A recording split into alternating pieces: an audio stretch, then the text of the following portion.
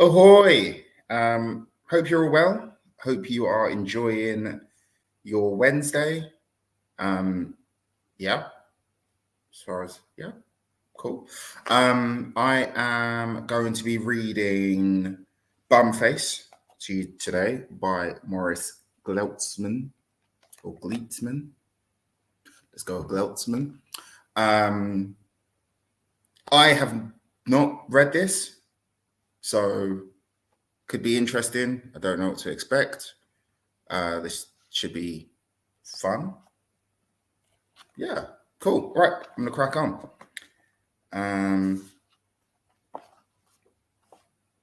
Page 1. Angus Solomon, sighs Miss Lowry. Is that a penis you've drawn in your exercise book? Angus jumped, startled, and remembered where he was. Miss Lowry was standing next to his desk, staring down at the page. Other kids were sniggering. Angus felt his mouth go dry and his heart speed up. For a second, he thought about lying. He decided not to. No, miss, he admitted. It's a submarine.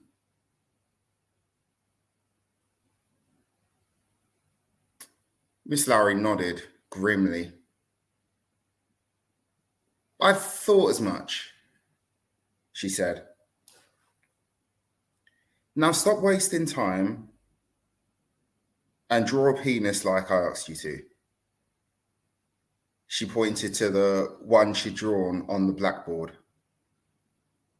That's not fair, thought Angus. I wasn't wasting time. He took a deep breath. Excuse me, miss, he said. I wasn't wasting time. I was working on a pirate character for a school play. He lives in a submarine and enough, interrupted Miss Lowry.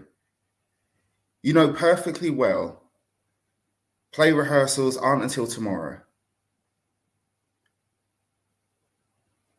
Today we're doing human reproduction. I don't want to hear another word about pirates. Angus sighed as Miss Lowry turned away. I bet pirates don't let themselves be treated unjustly by teachers, he thought. I bet pirates stand up for themselves. I bet pirates have got really good lawyers. Okay. He felt someone prod his arm. It was Scott. Russell Hinch reckons you've got to... What? You called your pirate character Bunface, whispered Scott. Is that right? Bumface, whispered Angus. His name's Bumface. Angus Solomon, yelled Miss Lowry. What did I just say? Trembling, Angus wondered if he could explain without dobbing in Scott. He couldn't. Bumface, he stammered. A gasp ran through the class. Miss Lowry looked stunned. Oh no, thought Angus. Horrified. She thinks I mean her.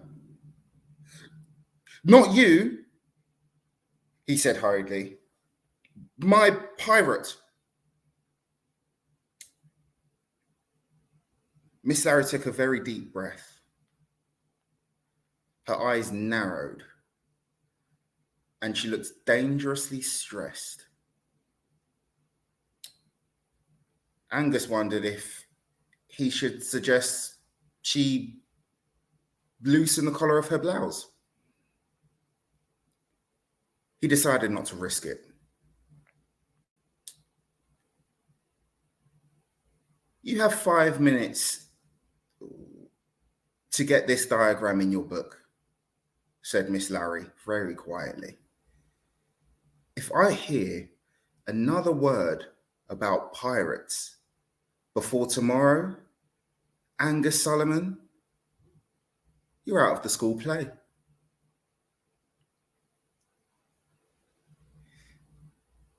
Angus tried to keep his mind on sex. It wasn't easy.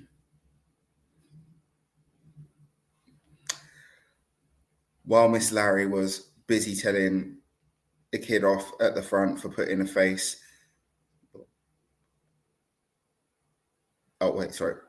Putting a face on testicle.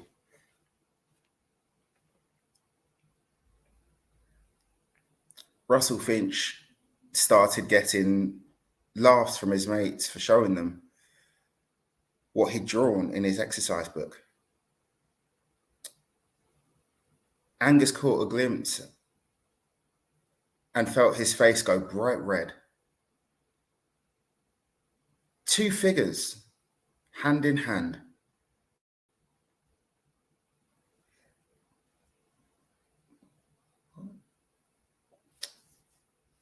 Angus knew that they meant to be even before he heard Russell's whisper. Angus Solomon and his girlfriend. Angus's cheeks burned and his inside sank. Not again. No more jokes and sniggering behind his back. No more rumors spreading around about around the playground quicker than head lice. Rumors that were completely, totally, 1,000,000% untrue. Angus pretended he hadn't heard. He pretended to be interested in Miss Lowry's diagram of the human reproductive organs on the blackboard. Sex, he thought angrily. Sex, sex, sex.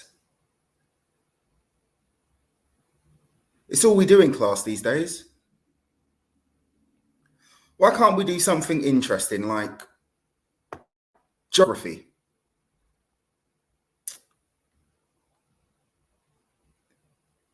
Then he heard quiet sobs coming from behind him.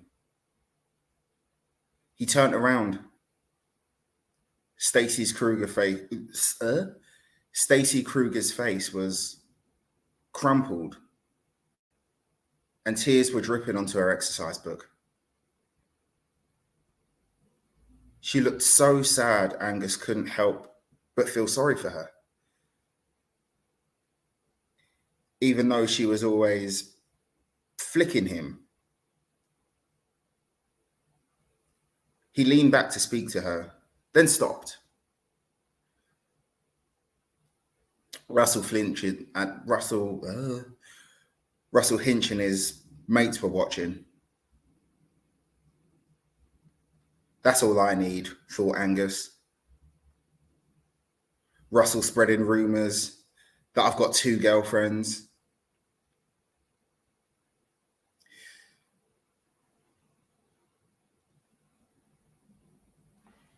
Angus reminded himself that talking to a girl wasn't something that he should do anyway.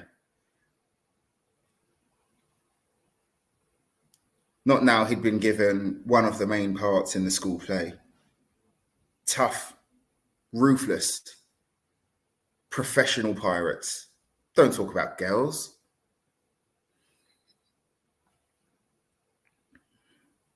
And I've lost my... The audience wouldn't believe he was a pirate for a second if they knew he'd been talking to girls. He looked at Stacey again. Her face was a wet mask of misery. Poor thing. He knew how she felt. He'd felt pretty weird himself for the first time. He'd found out what people had to do to make babies. It's okay, he whispered to Stacey. Grown-ups like it. Stacey didn't seem to hear him.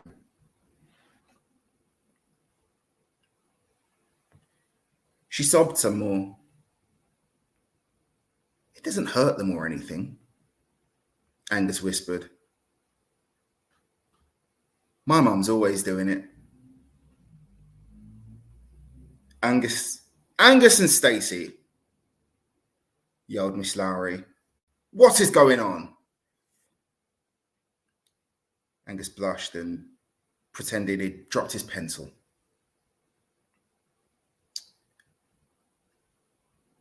It's my baby, sobbed Stacey. Someone's taken it. What? Angus stared at her. So did Miss Lowry. Your baby,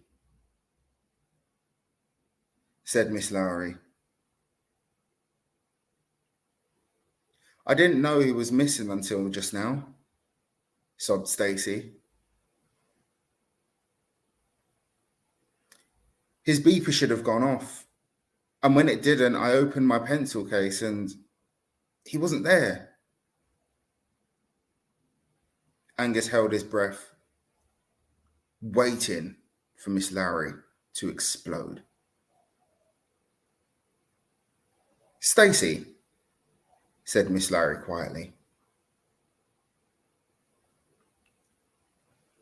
Are you talking about a Tamagotchi? Stacey nodded. If it doesn't get fed, it will die, she sobbed. And its battery could run out. Miss Lowry exploded. I've just about had enough with this class today, she yelled. Who took Stacey's Tamagotchi? Nobody spoke. Angus looked around. Nobody looked guilty. Not even Renee Stokes and Julie Cheng.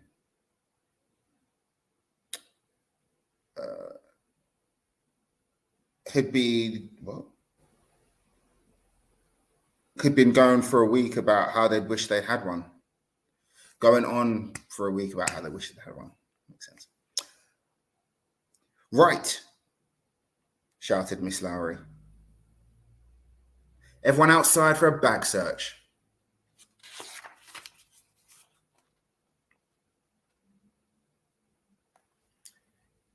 Angus blinked. A bag search? For a Tamagotchi? Kids weren't even meant to bring Tamagotchis to school. Angus hoped he'd heard wrong. He hadn't. The other kids were heading out to the pegs. Fear stabbed through him. Not bags.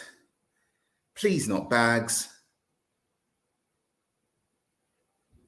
He hurried after Miss Lowry. Shouldn't we do pockets first? He asked desperately.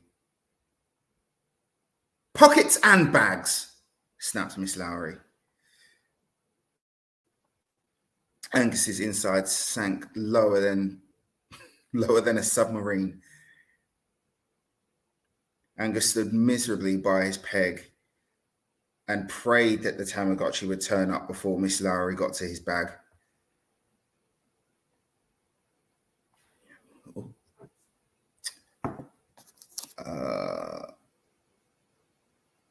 For a heart-stopping second, oh, he thought he saw it when Renee Stokes emptied out her bag, but it was just a plastic pencil sharpener. Then he thought he'd spotted it amongst the supermarket trolley wheels Russell Hinch tipped out of his bag, but it was just a box of matches.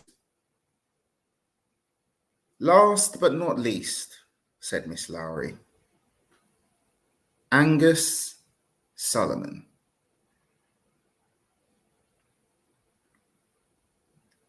For a desperate moment, Angus thought of telling her that his bag's zip wouldn't open because it'd been struck by lightning.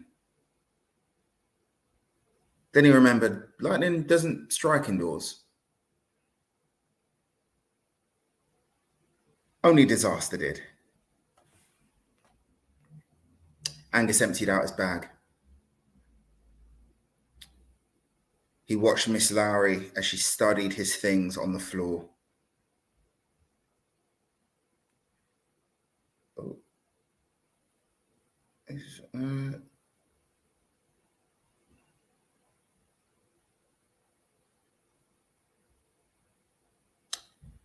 She breathed a blast of air through her teeth when she saw the Tamagotchi wasn't there.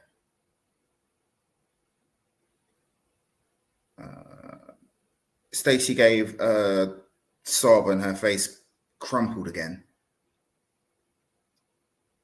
Angus didn't even bother looking at Russell's face. He knew exactly what expression would be on it. As Russell stared gleefully at what was there.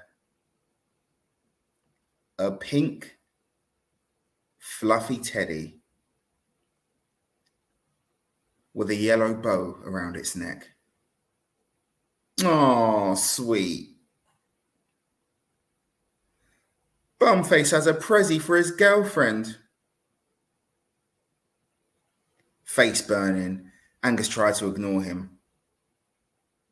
On a pirate submarine, he thought. At the bottom of the deepest parts of a really remote bit of the ocean on the other side of the Tasmania. But even there, he could still hear kids sniggering. Angus sprinted across the playground, looking frantically at his watch.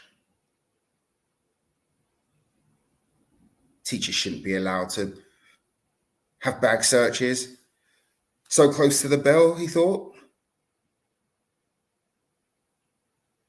Not when people have to pick up younger brothers. Leo was sat by the infant gate, poking at something in the dust. Sorry I'm late, panted Angus. You okay?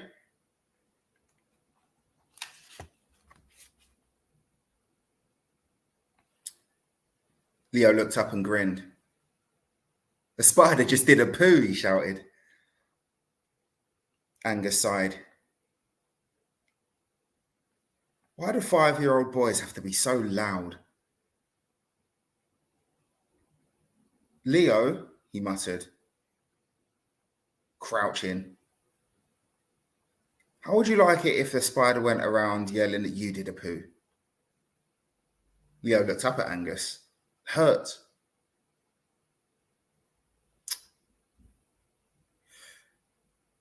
You told me to always tell the truth.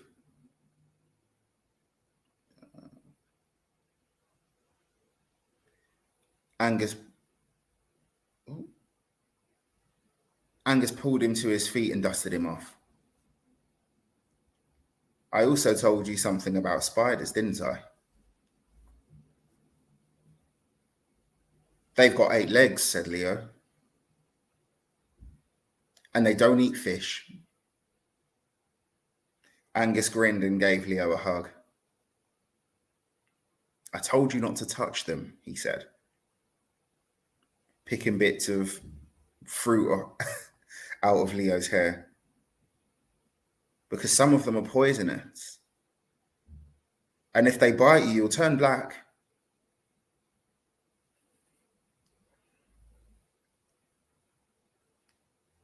Though that seemed to be happening already.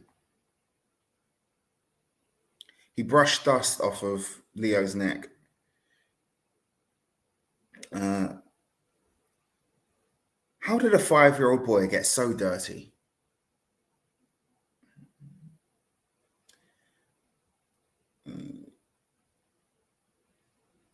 You told me I have to be brave, said Leo. That's why I touched them. Angus sighed. Hey, bumface. What you doing? Angus turned.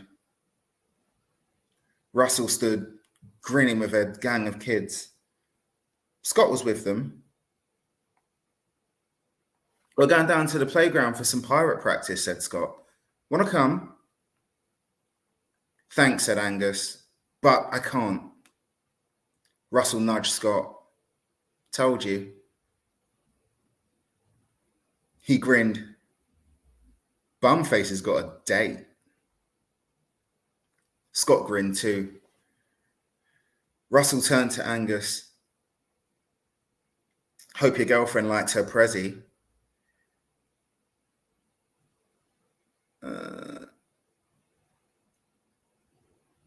She might give one back. Angus watched Russell as he revoltingly do his revolting kissy lips, whilst the rest of them sniggered, including Scott. Angus felt sick with unhappiness. Suddenly, he forgot he was meant to be setting a good example to Leo. He went over and stood on his tiptoes and stuck his face close to Russell's. Russell looked startled. Listen, Dumbo, said Angus. There's no girl, right? I'm not going to meet a girl. I'm not going to kiss a girl. Watch my lips. No girl. Panting. He glared at Russell, who took a nervous step back. Yes, there is, said Leo. Russell and the other staff stared at Leo, then fell about. Angus watched them, laughing, at his heart thumping and his eyes pricking. He opened his mouth and explained, then closed it again. Opened his mouth to explain, then closed it again. Instead, he grabbed Leo and marched him away down the street. Ask her to lend you a dress for the school play, yelled Russell.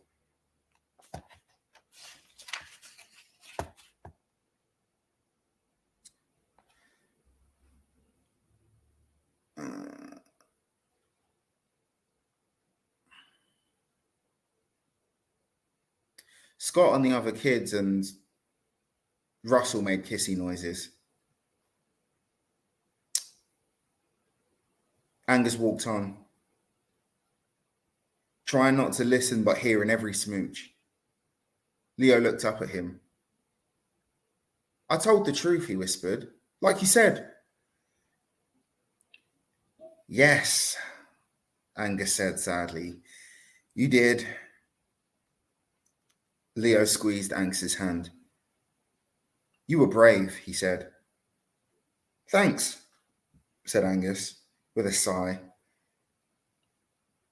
He wished he was brave enough to tell the truth himself, the truth about his life. But only little kids were that brave.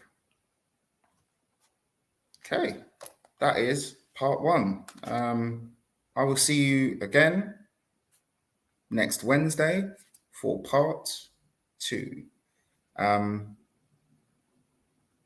Bye.